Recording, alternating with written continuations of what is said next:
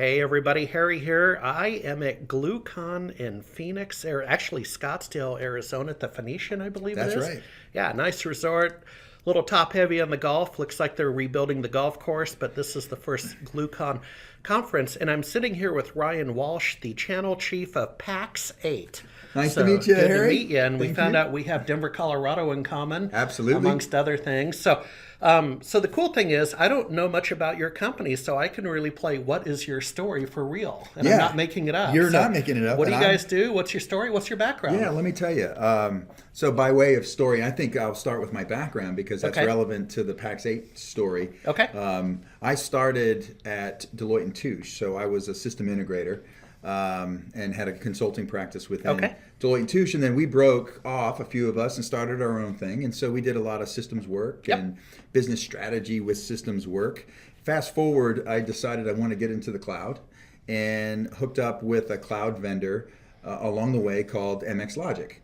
And Yeah, MX Logic is yeah. a born in the cloud Yep, yep. SaaS product that provided email security and filtering Didn't services. they get acquired somewhere along They the way? did. Okay, They got did. it. Okay. And we did. I guess Okay. I was then, them. So we did by McAfee. Right. And the CEO at the time was John Street of MX Logic. Yep. And he was a serial entrepreneur, had done this before. McAfee buys us. I go in to McAfee to run I ran the product at MX Logic. Okay. And then when McAfee bought us, I went in with that acquisition, stayed there for a few years. But then John called up and said, "Hey, I want to do this again." Yeah. And the way you do that is you focus on a problem that you experience together. Right. And we talked to each other and said, "Well, hey, what problem is out there for us to solve?" Yep. And quickly we both said, well, distribution was broken for the cloud. Yeah. And Yeah. the context behind that for our story is that MX Logic was one of the first cloud products that went into Ingram Micro's cloud portfolio. Oh, I didn't know that. Yeah, It's pretty interesting. Yeah, for those knowledgeable about this, when Ingram did that, not known for cloud products, Right. but pick, pack, and ship, they branded it Seismic. So Okay. they came out and said, "We now have a cloud Yeah, I portfolio." remember that. I remember and Seismic. MX Logic was one of the first products in it. Let alone it was the only at the time that it started email filtering service. Yeah. So there were a number of services out there, but we were the first and only email filtering that went in there. So through that experience, Yep. we got to see what traditional distribution did very well, which was pick, pack, and ship. But we also experienced firsthand that they weren't prepared for, didn't support cloud products very Right. well. Right. And we said, Yeah, I what? would concur. That's a problem we want to solve. Yeah. Because we can't tell you how many partners told us they're frustrated. They would experience a problem, and the problem is either, hey, I got this thing sold to my customer, I'm on the 1 yard line, and there was a provisioning delay, Right. or my bill's wrong, or they're just not calling me back. I'm too small, and so most of our channel partners sold to the small, medium-sized businesses. And John Street had a lot of experience with that, and to be successful there, one, you got to know how to sell to that group, but two, there's got to be a degree of automation Right. to support this. Question: Would you say, because I come from Seattle, so I come from the world of parallels that then Yes. became Odin, that then became Ingram. Then Absolutely. I know it well. The spider ate the. Yes. Oh yeah. Yeah. Are you you sound similar to what Well, Parallels was trying to we do. are by category Right. similar enough that when we started Pax8, what we thought was, let's go solve this cloud distribution game because it's Right. broken. Right. So we said, well, we kind of know. We learned a lot from MX Logic. We focused on the channel and SMB, and we did that very well. When Right. McAfee No, bought I us, concur. Yeah. it was over 50,000 customers on the platform. Anyway, when we started Pax8, we said, well, we don't necessarily have to build our own cloud marketplace. So we looked at Parallels Yeah. and Odin as, well, we'll just use that platform, and we know how to put it to work. So let's do that. We decided not to go that way. Okay. Fair And so, enough. yes, it's similar in category, but it's not similar to the cloud marketplace platform that we built. And mainly because we wanted one, it was too expensive. Two, we wanted the flexibility to take it where our partners wanted to go. Yeah. And we've done things that we never thought of doing. And it was great that we built it from the ground up ourselves.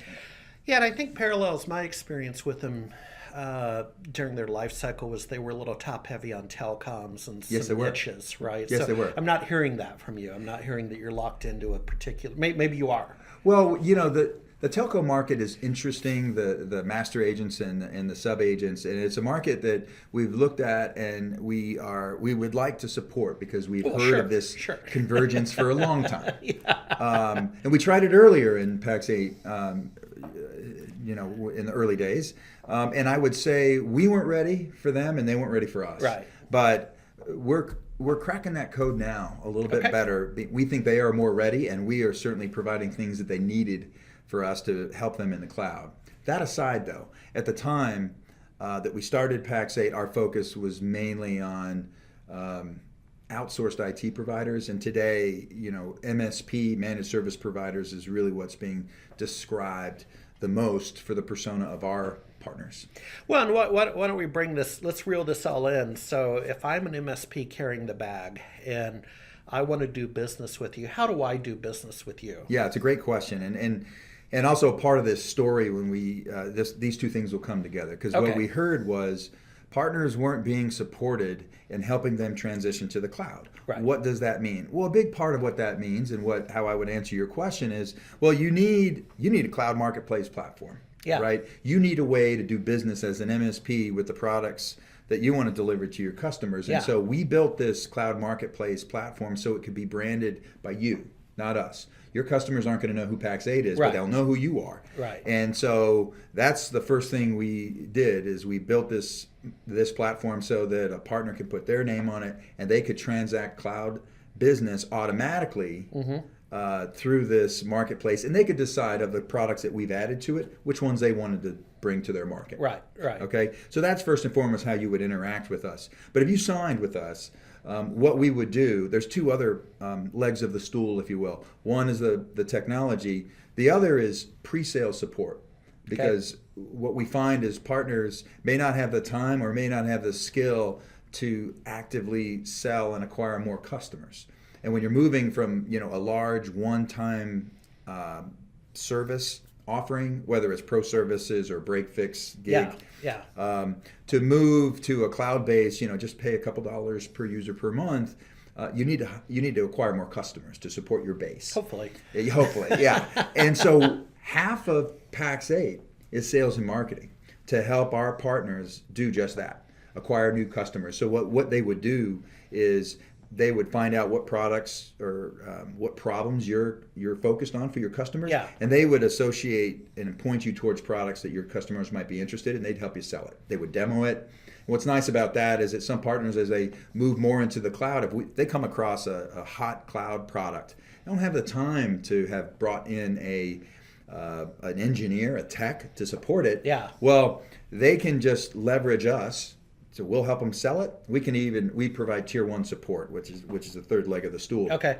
And so fair enough. We're really built to support these cloud products that we have from quote to cash, so a partner can decide which ones they want to sell and bring to the market. So we're at GlueCon here in Scottsdale.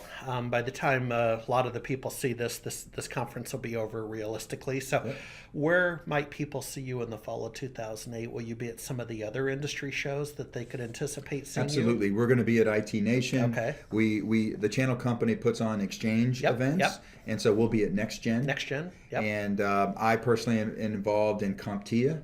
I'm on their channel advisory board. We like CompTIA. So I co-chair the channel advisory board, which is a group of vendors, MSPs, and distribution partners. They do a good job. I really like that organization, provide a lot of great content for the industry. Well, thanks for your time. I know you got to get to your booth. Yeah, thank you so much. Right. It's a pleasure. Thank you. Bye.